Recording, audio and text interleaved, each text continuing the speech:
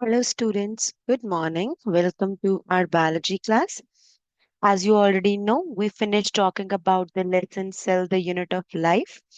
Now, the next chapter that we have in this unit is the cell cycle and the cell division. Now, before we start with the lesson, cell cycle and the cell division, there are a few things that you need to recall from your already existing information. Number one, जब हमने first chapter में बात करी थी characteristics of the living organisms, तो वहां पे हमने एक कैरेक्टरिस्टिक्स की बात करी थी, the very first characteristics that was the growth.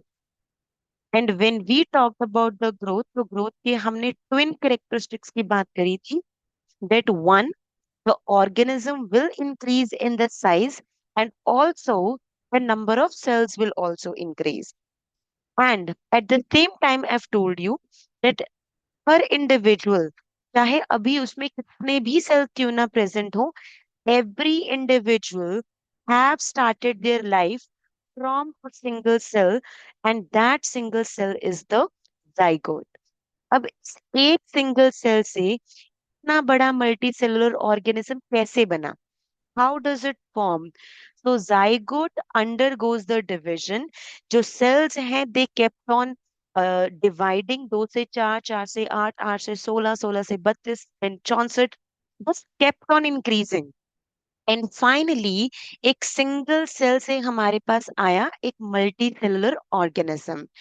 So why is the cell division important? क्योंकि cell division organism की development, this was the development, that कैसे एक single celled organism से या single cell से multi cellular organism बना. So that was due to the division of the cells. तो यहाँ से हम ये तो समझ सकते हैं that why do a cell needs to divide, क्योंकि सेल डिवीजन होगी तभी किसी भी इंडिविजुअल की जो ग्रोथ है और डेवलपमेंट है वो पॉसिबल है. Now, so the cell division, this term is pretty clear. तो आते हैं सेल साइकिल पे. जबकि हर इंडिविजुअल का लाइफ साइकिल है, वैसे ही जो सेल है, what are the different events जो सेल अपनी पूरी लाइफ में गो थ्रू करता है इससे पहले कि वो डिवाइड करे और डॉटर सेल्स बनाए, उसी को हम क्या कहते हैं? Cell cycle. Let's say you got a skin injury, हमारे कुछ स्किन सेल्स डैमेज हो गए. उन स्किन सेल्स को जो डैमेज हो चुके हैं उनको रिप्लेस करने के लिए हमें क्या करना पड़ेगा? जो हेल्दी स्किन सेल्स हैं उनको डिवाइड करना पड़ेगा, क्योंकि when your skin cells will divide, तो यहाँ पे बनेंगे नए डॉटर सेल्स. राइट. अब यहाँ पे एक चीज नोटिस करना, क्योंकि एक पेरेंट सेल की डिवीजन से दो नए डॉटर सेल्स बनते हैं, तो daughter cells are generally smaller in size as compare to the parent cell. Right. तो ये पार्ट तो हो गया सेल डिविजन. अनदर थिंग, हमारे हर सेल में कितने क्रोमोसोम्स हैं? 46. सो जब ये skin cell which is a parent cell over here, जब इस पेरेंट सेल ने डिवाइड किया और यहाँ पे दो डॉटर स्किन सेल्स बनाए, तो व्हाट डू यू थिंक इनमें कितने क्रोमोसोम्स होंगे? अभी मैंने कहा each of your body cell contain 46 chromosomes except gamete. ये हम प्लांट किंगडम में भी बात करके आए हैं, राइट? तो स्किन सेल्स में अगर 46 क्रोमोसोम्स हैं, यहाँ से दो नए डॉटर सेल्स बने, तो उनमें भी कितने क्रोमोसोम्स होंगे? 46, 46. तो ये डिस्ट्रीब्यूशन हुई कैसे कि एक सेल के पास जब 46 क्रोमोसोम्स थे, तो how come it distributed the same 46 chromosomes to both? अब इसको समझने के लिए आपको रिकॉल करना पड़ेगा जो अभी हम रिसेंटली सेल में क्रोमेटिन फाइबर्स के बारे में पढ़ के आए हैं. जब तो सेल डिवाइड नहीं कर रहा है, तो that is how your chromatin fibres look like. अब लेट्स से ये तो अभी मैंने एक ही क्रोमेटिन बनाया, बट लेट्स से ऐसे हमारी सेल में 46 क्रोमेटिन फाइबर्स हैं. Now before the cell has to divide, cell division के लिए खुद को तैयार करता है. How? It duplicate its DNA content. the chromatin fibers किससे बने हैं? The chromatin fibers are made up of the DNA. तो यहाँ पे ये जो chromatin fiber है, इसकी बनती है एक और कॉपी, और दोनों की दोनों कॉपीज कहाँ पे अटैच्ड होती हैं? What do we call this? इसको कहते हैं सेंट्रोमियर. क्रोमोसोम ये भी एक है, ये भी एक है, बट इस क्रोमोसोम के पास दो कॉपीज हैं, तो इनको हम कहते हैं सिस्टर क्रोमेटिड्स, राइट।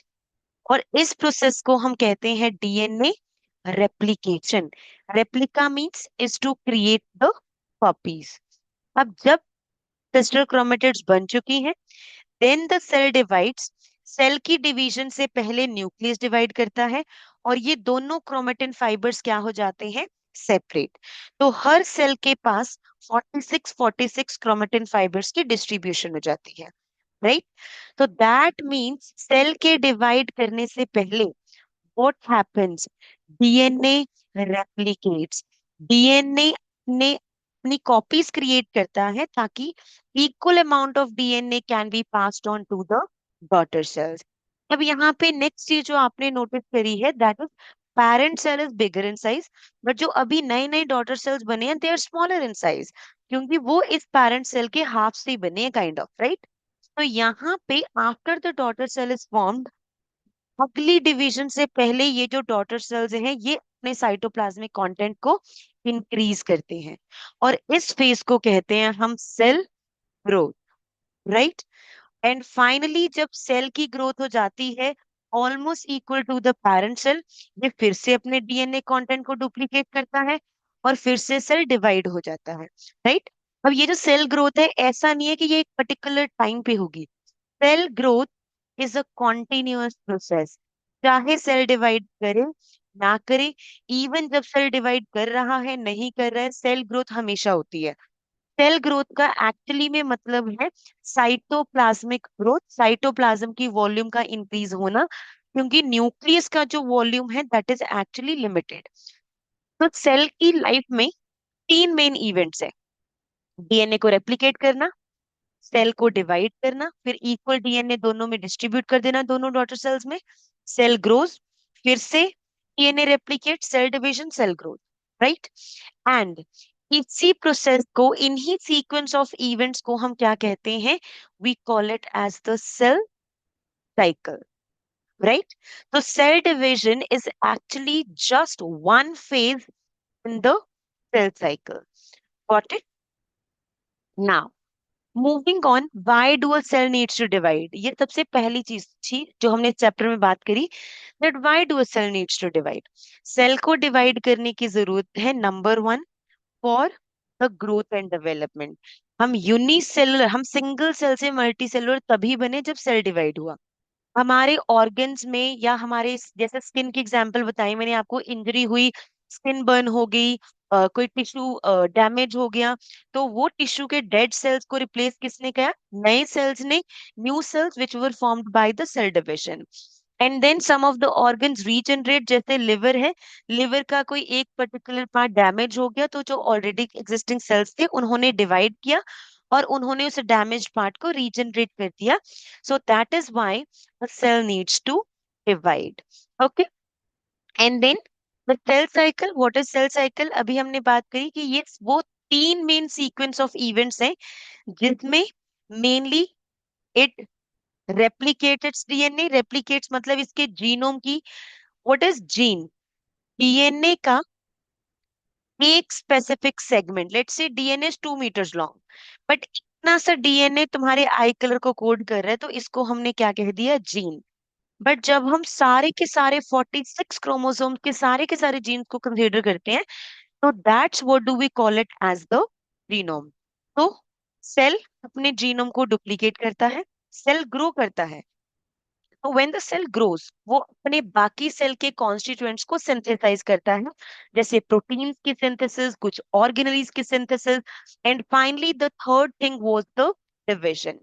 इन तीन main events, cell growth, cell division and the DNA replication, ये तीन इवेंट्स का जो सीक्वेंस है उसी को हम क्या कहते हैं, we call it as the cell cycle, right. Now this is one very important thing, why do a cell needs to divide? Let's say this was a newly formed daughter cell। हमने कहा nucleus का जो size है वो limited है, nuclear volume limited है, but cytoplasm keep on increasing in the volume. तो cytoplasm increase हुआ, न्यूक्लियस उतना ही रहा। साइटोप्लाज्म फर्दर इंक्रीज हुआ, बट न्यूक्लियस उतना ही रहा। अब हम यहाँ पे एक चीज की बात करते हैं, which is nucleocytoplasmic ratio. What is nucleocytoplasmic ratio? This is the ratio of the volume of nucleus divides by, or ratio of the volume of nucleus and the volume of the cytoplasm. तो जैसे जैसे cell divide कर रहा है, nucleus का content क्या रह रहा है? Same. Let's say nucleus one का वन है, but cytoplasm kept on increasing. First it became 2x, then it became 3x. तो जो साइटोप्लाज्म की वॉल्यूम है दैट इज ऑलवेज इंक्रीजिंग. अब अगर साइटोप्लाज्म, अगर डिनोमिनेटर वाला जो नंबर है अगर वो हमारा इंक्रीज करेगा, तो हमारी रेशियो क्या होगी? This nucleocytoplasmic ratio decrease. So as the cell grows, the nucleocytoplasmic ratio decrease. But ये decrease होनी नहीं चाहिए. न्यूक्लियोसाइटोप्लाज्मिक रेशियो हमेशा एक समान ही रहनी चाहिए. सो जब भी न्यूक्लियोसाइटोप्लाज्मिक रेशियो बहुत ज्यादा डिक्रीज हो जाती है, सेल डिवाइड्स. और फिर से जब सेल डिवाइड करता है, तो volume of cytoplasm becomes half. तो जब वॉल्यूम कम हुई तो न्यूक्लियोसाइटोप्लाज्मिक रेशियो फिर से क्या हो गई? रीस्टोर. तो सेल की ग्रोथ से न्यूक्लियस का कंटेंट सेम ही रहता है, बट साइटोप्लाज्मिक कंटेंट इंक्रीज करता है, जिससे न्यूक्लियोसाइटोप्लाज्मिक रेशियो डिक्रीज कर जाती है. और इस न्यूक्लियोसाइटोप्लाज्मिक रेशियो को रीस्टोर करने के लिए the cell has to divide. Okay. So this is the general introduction about the cell cycle and the cell division. Now moving on cell cycle. So cell cycle में हमने कहा there are some sequence of events. अब हम उन्हीं sequence of events को different phases में distribute करके पढ़ेंगे that what are the different phases of the cell cycle. अब मेनली दो चीजें हैं, सेल या तो डिवाइड कर रहा है या तो सेल नहीं डिवाइड कर रहा है. So when the cell is not dividing, ये हमने अभी सेल चैप्टर में भी करा. When the cell is not dividing, we call that phase as the interphase. And when the cell is dividing, तो उस फेज को हम क्या कहते हैं? We call it as the M phase. Inter मतलब बिटवीन दो डिवाइडिंग फेजेस के बीच, लेट्स से एक एम फेज और अगला एम फेज, एक सेल डिवीजन और अगली सेल डिवीजन के बीच का जो टाइम पीरियड है that is called as the interphase. Right. तो आपकी टेक्स्ट बुक में कुछ डेटा दे रखा है, लाइक फॉर एग्जाम्पल जो ह्यूमन सेल है, ह्यूमन सेल्स की ही यहाँ पे बात कर रखी है mainly, that human cell generally divides once every 24 hours. और 24 आवर्स में अगर ये सिर्फ एक ही बार डिवाइड कर रहा है, तो कितना टाइम, कितने आवर्स ये इंटरफेस में स्पेंड करता है और कितने आवर्स ये एम फेज में स्पेंड करता है?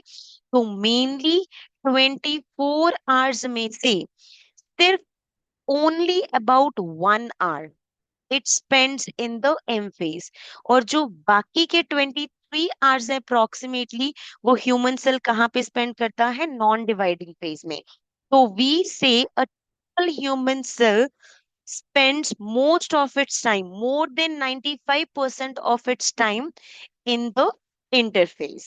राइट. क्योंकि आउट ऑफ 24 आवर्स ये सिर्फ एक ही घंटे में डिवाइड करता है, बाकी 23 आवर्स में it is not dividing, so we call it as but it is in interphase. Right. Now this depends. ये हमने ह्यूमन सेल की बात करी. आपकी टेक्स्ट बुक में एक और एग्जांपल दे रखी है, that is yeast cell. Yeast cell divides every 90 minutes. And then there is this one more example जो आगे आने वाली टॉपिक्स में या 12th में, this is one of the very important example. जो E. coli है, this divides every 20 minutes. It duplicates every 20 minutes. So that means हर सेल की जो सेल साइकिल की ड्यूरेशन है दैट इज डिफरेंट. ह्यूमन में इट इज 24 आवर, यीस्ट में it's 90 minutes, bacteria E coli में इट इज 20 minutes. Okay.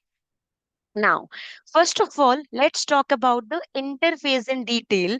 कि जब सेल डिवाइड नहीं कर रहा है तो सेल कर क्या रहा है? When the cell is not dividing, the cell is actually preparing for the cell division. Right.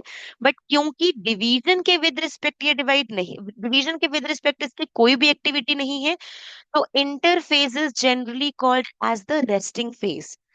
But this is wrong to say कि सेल इस टाइम पे रेस्ट कर रहा है। सेल रेस्ट सिर्फ डिवीजन के विद रिस्पेक्ट से कर रहा है, that it is not dividing. But actually में interphase is the most active phase, क्योंकि इस टाइम पे सेल मेटाबॉलिकली एक्टिव है। मेटाबॉलिकली एक्टिव मतलब इसके अंदर सारी केमिकल रिएक्शंस हो रही हैं जो सेल ग्रोथ के लिए इंपॉर्टेंट है। प्लस इसी इंटरफेज में सेल प्रिपेयर करता है खुद को नेक्स्ट डिवीजन के लिए। अब what is the most important event जो सेल को प्रिपेयर करती है ताकि ये आगे टू डॉटर सेल्स में डिवाइड हो जाए, that is the DNA replication. If a cell knows that okay I have to divide, तो first thing it must do, ये अपने ये जेनेटिक कंटेंट को डबल कर ले ताकि ये दोनों सेल्स को equally genetic content equal DNA है जो वो डिस्ट्रीब्यूट कर सके, राइट। सो इंटरफेज मेटाबॉलिकली सबसे ज्यादा एक्टिव फेज है। माय बैड, यहाँ पे हमें फिक्स करना है इसको, this is metabolically active phase of the cell. But division के with respect it is the resting phase. इस टाइम पे सेल ग्रो कर रहा है और अगली डिवीजन के लिए प्रिपेयर कर रहा है by doing its DNA replication. तो ये जो इंटरफेज है which is 95% of the cell cycle, इसको फर्दर हमने तीन फेजेस में डिवाइड करा है, G1, S और G2। आपने इसको इसी ऑर्डर में याद रखना है। G1 generally refers to gap one, S is for the synthesis phase. Synthesis मतलब किसी चीज का बनना, राइट। तो यहाँ पे किसी चीज की सिंथेसिस हो रही है जो हम अभी आगे बात करेंगे। And then G2 phase is the second gap phase, gap two phase. Growth is a continuous process. Cell growth तो हर टाइम हो रही है, चाहे वो इंटरफेज है चाहे वो एम फेज है। Now, moving on to the first phase, which is the G1 phase. Interphase में भी हमें पता है cell most of its time spend करता है इंटरफेज में। इंटरफेज में भी cell spends most of its time in the G1 phase. So G1 is the longest phase. अब this is the phase which comes just after the cell division. Let's say यहाँ पे this was a parent cell and parent cell divides and give rise to two daughter cells. अभी मैंने आपको बताया क्योंकि दोनों daughter cells के पास parent cell की आधी आधी cell volume है, तो daughter cells are smaller in size, right? So when the cell enters the G1 phase, what it does, it quickly becomes metabolically active. ये वो सारी chemical reactions करता है जो इसकी बॉडी में सेल ग्रोथ के लिए रिस्पॉन्सिबल है। प्रोटीन सिंथेसाइज करता है, आरएनए सिंथेसाइज करता है। Why it is important to synthesize the RNA? क्योंकि I've told you, हमारे पास इंफॉर्मेशन है डीएनए के पास, और हमारी बॉडी की ग्रोथ के लिए रिस्पॉन्सिबल है प्रोटीन्स। बट डीएनए से प्रोटीन बनाने के लिए we first copy the information of the DNA over the RNA. अगर सेल ग्रो कर रहा है, cell needs more of its protein. Cell metabolically active है, उसको ज्यादा एंजाइम्स चाहिए, एंजाइम्स भी प्रोटीन्स हैं। तो ज्यादा प्रोटीन बनाने के लिए यहाँ पे आरएनए की सिंथेसिस भी इंक्रीज होनी चाहिए। तो G1 फेज में cell grows in size, the synthesis of the RNA and the protein takes place. Plus let's say parent cell के पास 10 माइटोकॉन्ड्रिया थे, तो जब इन्होंने डॉटर सेल्स बनाई तो it distributed the 5 mitochondria to both. तो डॉटर सेल्स ने फिर से अपने माइटोकॉन्ड्रिया के नंबर को रिस्टोर करने के लिए क्या करना है, अपनी सेल ऑर्गेनलीज को डुप्लीकेट। और कौन कौन सी ऑर्गेनलीज हैं जो इस फेज में डुप्लीकेट करती हैं, semi autonomous organelle. Remember, semi autonomous organelles कौन कौन सी थी जो बाइनरी फिजन से डिवाइड कर सकती थी, mitochondria and the chloroplast, right. Now तो cell after dividing had grown to its full size, it's metabolically active. Now let's say cell thought, okay, now I need to divide. But divide करने से पहले cell को prepare करना पड़ेगा for the cell division, और उसी preparation में पहला फेज आता है एस फेज। तो what does it do in the S phase? जितना भी जेनेटिक कंटेंट है सेल के अंदर, what I told you, initially it is just in the form of chromatin fibres. तो एस फेज में, एस का मतलब मैंने आपको बताया था सिंथेसिस। सो एस फेज में किसकी सिंथेसिस होती है? It's the DNA synthesis. So ये जो क्रोमेटिन फाइबर्स है, इसमें डीएनए डुप्लीकेट करता है, और ये जो क्रोमेटिन फाइबर है, इसमें एक क्रोमेटिड की जगह हो जाती है दो सिस्टर क्रोमेटिड्स। और इसी डीएनए के कंटेंट के डुप्लीकेट होने को हम क्या कहते हैं? We call it as the DNA replication. So when the DNA has replicated, so that means अब इस सेल के पास इनफ जेनेटिक कंटेंट है ताकि ये आगे आने वाली दोनों डॉटर सेल्स को equal amount of genetic content है जो वो डिस्ट्रीब्यूट कर सके। तो एस फेज को सिंपली याद रखना है डीएनए सिंथेसिस से, दैट यहाँ पे जो की इवेंट है, the key event is the DNA replication, right? Now moving on, what happens to the number of chromosomes and the number of the DNA? This is one of the very confusing concepts. So that's what I'm going to tell you. Let's say हमारे पास एक cell था, इस cell के पास दो ही chromosomes हैं, let's say. Simplest we can start with the two chromosomes, right? So I will write chromosome number, and let's say this is a diploid cell, right? Diploid cell है, इसमें एक pair है, या हम ये कह लें कि दो क्रोमोसोम्स प्रेजेंट है, right? And the amount of DNA. So it has the two chromosomes. And if I talk about the DNA content is generally given in some units of the grams. Let's say मैंने कहा कि यहाँ पे 0.5 picograms of DNA है, right? This is what happens in the G1 phase, क्योंकि G1 phase में एक एक chromatin fiber है. Now the cell had to prepare for the cell division. तो S phase में क्या हुआ? S phase में क्रोमोसोम नंबर तो वही रहा, which is 2. But what happens to the DNA content? The DNA content duplicate. तो यहाँ पे एक क्रोमेटिन फाइबर से आ गई दो दो सिस्टर क्रोमेटिड्स। सो टिल ये अभी भी सेल डिप्लॉयड है, अभी भी यहाँ पे एक ही पेयर है क्रोमोसोम्स का। That means one pair is equivalent to two chromosomes. But DNA content को क्या हुआ? एस फेज में क्रोमोसोम नंबर सेम रहता है, बट जो डीएनए कंटेंट है दैट डबल्स। तो अगर G1 फेज में 0.5 पिकोग्राम्स डीएनए था, तो in S phase what happens to the DNA content? It becomes twice of that. और ये कितना हो गया आगे चल के? 1 पिकोग्राम। अब आगे चल के जब ये सेल डिवाइड करेगा into the two daughter cells, तो same thing will happen.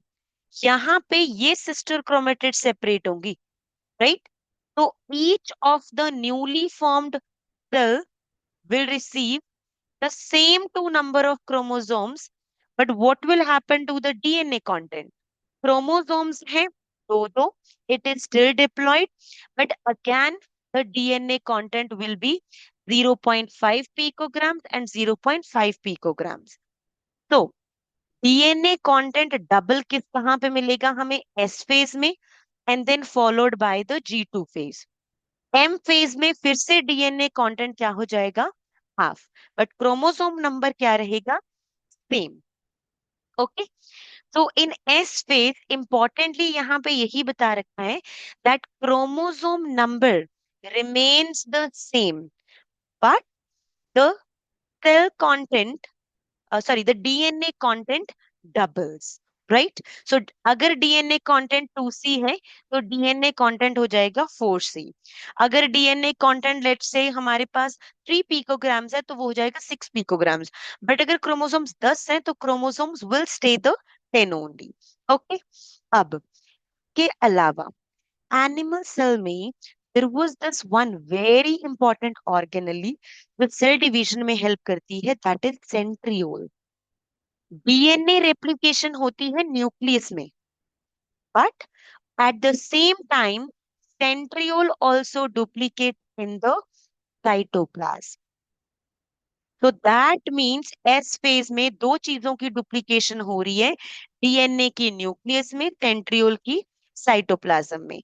Centriole का हम रोल आगे पढ़ेंगे, that why it is important कि हम सेंट्रियोल को डुप्लीकेट करें।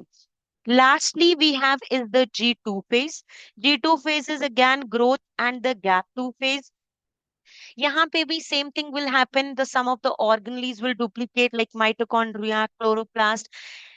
डीएनए ऑलरेडी सिंथेसाइज हो चुका है, तो डीएनए सिंथेसिस स्टॉप्स, बट जो भी एडिशनल प्रोटीन्स चाहिए फॉर द सेल डिविजन वो सारे G2 फेज में बनेंगे। So G2 phase is again the phase जिसमें सेल प्रिपेयर करता है for the cell division, right?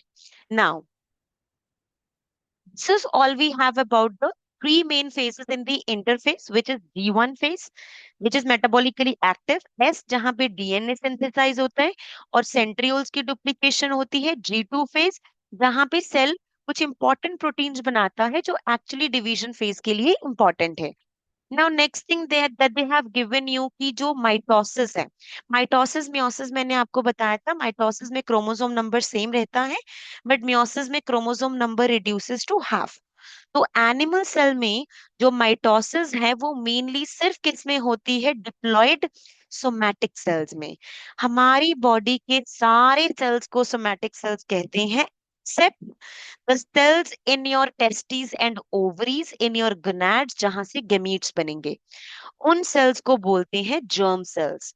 तो जर्म सेल्स में होती है मियोसिस, उसके अलावा जितने भी सेल्स हैं उन सबको सोमेटिक सेल्स कहते हैं, उन सब में होती है माइटोसिस। प्लांट सेल्स में माइटोसिस दोनों में देखी जा सकती है, diploid cells as well as the haploid cells. Okay, now what do you think, क्या हर सेल डिवाइड करता है, हर cell is constantly dividing? No, there are some cells that only divides occasionally. Then there are some cells which never divides at all. जैसे कि best example is your neurons. Birth के time पे जितने neurons हमारे पास थी अभी भी उतनी ही न्यूरॉन्स हैं, राइट? सो न्यूरॉन्स नेवर डिवाइड्स। तो अगर न्यूरॉन्स डिवाइड नहीं करेंगी तो do you think G1 phase के बाद एस फेज में जाने का कोई लॉजिक है? क्योंकि एस फेज में तो डीएनए डुप्लीकेट कर जाएगा, फिर तो इसको डिवाइड ही करना पड़ेगा ताकि वो अपने डबल डीएनए कंटेंट को फिर से इक्वली डिस्ट्रीब्यूट कर सके डॉटर सेल्स में। कुछ सेल्स जो या तो ओकेजनली डिवाइड करते हैं या कभी डिवाइड नहीं करते हैं, उन उस केस में सेल्स G1 फेज से एस फेज में जाते ही नहीं है। They enter a stage which is called as the G0 phase, which is also called as the quiescent stage. Important one. यहाँ पे एक बार सेल G0 फेज में एंटर कर गया, सो दैट मीन्स अब इट वोंट डिवाइड। इसमें हमारे पास एग्जाम्पल आती है हार्ट सेल्स की और नर्व सेल्स की। नर्व सेल्स तो ऐसे सेल्स हैं जो कभी डिवाइड नहीं करते हैं, right? And then there are some cells which occasionally divides, जैसे कि लिवर सेल्स। अगर कोई इंजरी है या लिवर का कोई पीस हमने सर्जिकली रिमूव कर दिया तभी लिवर सेल्स डिवाइड करेंगे, otherwise they won't gonna divide. Heart cells and nerve cells don't divide.